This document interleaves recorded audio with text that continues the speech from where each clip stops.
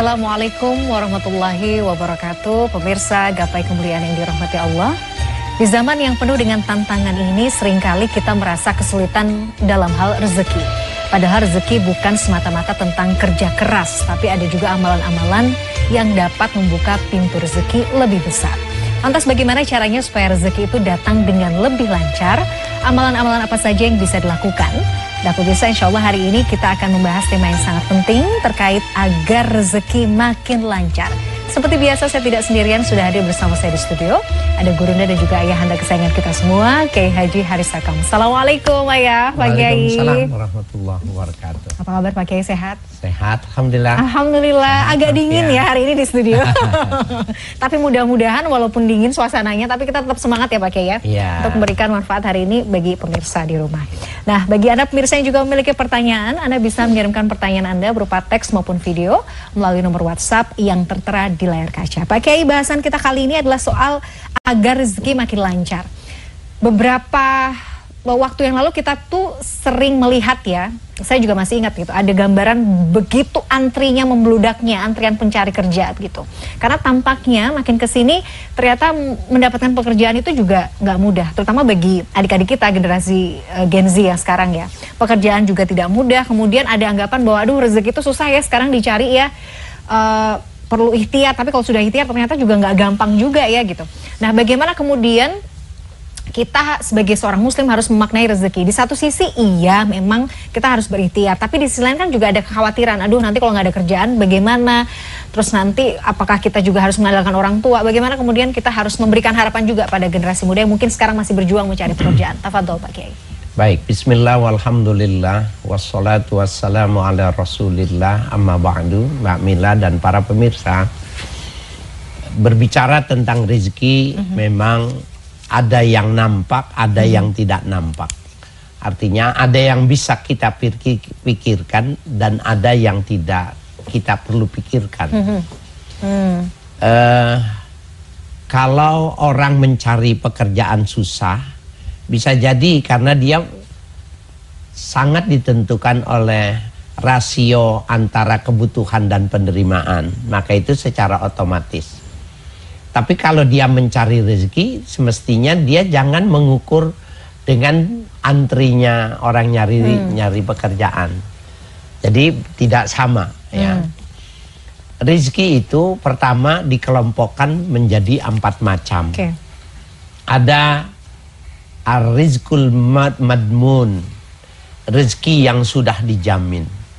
Nah, kalau rezeki yang sudah dijamin ini nggak perlu ikhtiar. Karena dia nanti yang Allah bawakan.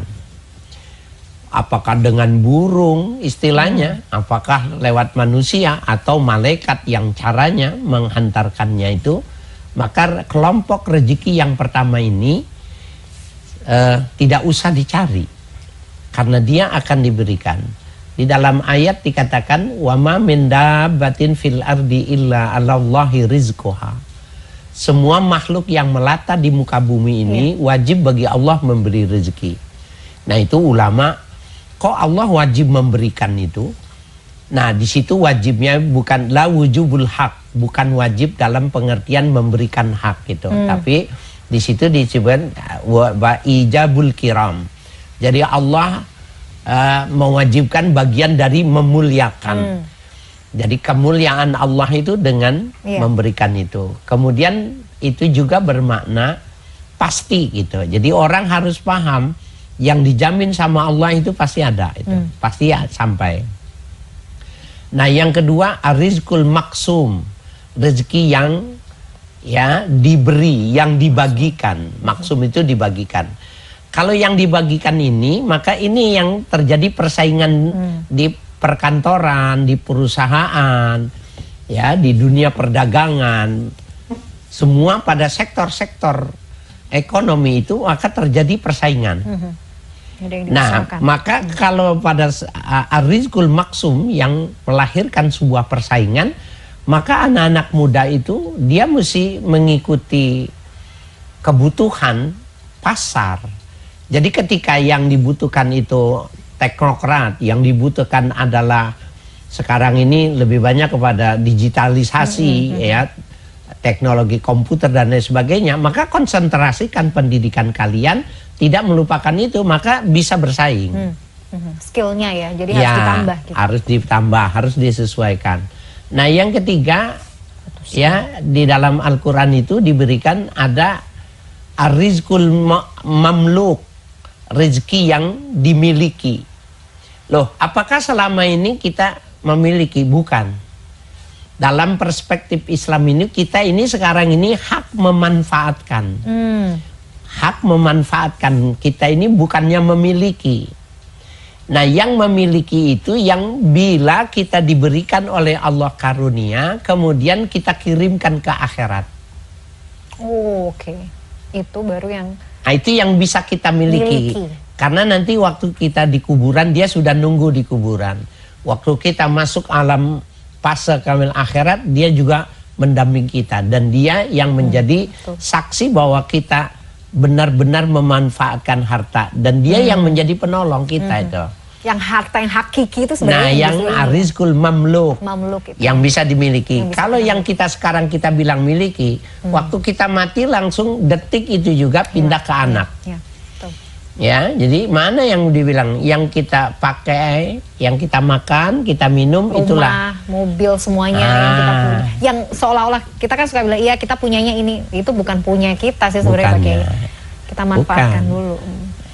Umpamanya kita buat harta saya ini saya tidak rezekikan, tidak saya wariskan kepada anak-anak saya, maka wasiat itu tidak berlaku. Jadi ada orang seorang ayah yang emosi sama anak-anaknya gitu, dia bikin surat di atas segel, ya menyatakan bahwa harta saya ini haram diwariskan sama anak-anak saya ini. Nggak berlaku wasiatnya. Itu untuk menunjukkan bahwa bukan punya dia. Betul. Ya, bukan punya dia, punya Allah. Siapa saja maunya Allah untuk diberikan.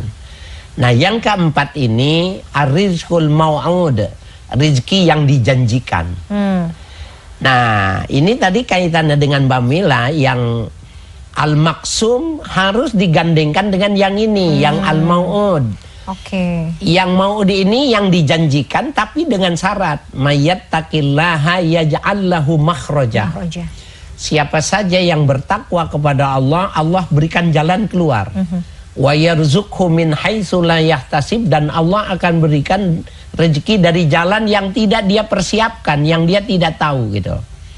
Nah, kalau kita mau mengambil ar-rizqul maksum yang memang dengan tingkat persaingan yang berat, maka imbangi dengan yang ini.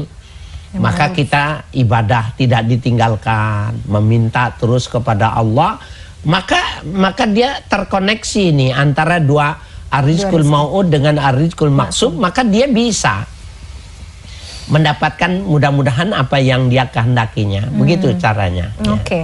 Jadi memahami konsep rezeki itu tadi ya ada 4 macam ya. Jadi yang rezeki yang maksum dengan rezeki yang mau'ud itu juga harus dua-duanya harus diusahakan. Nggak bisa kemudian rezeki yang dijanjikan itu datang tanpa harus diupayakan, kan nggak bisa begitu ya Pak Kiai ya.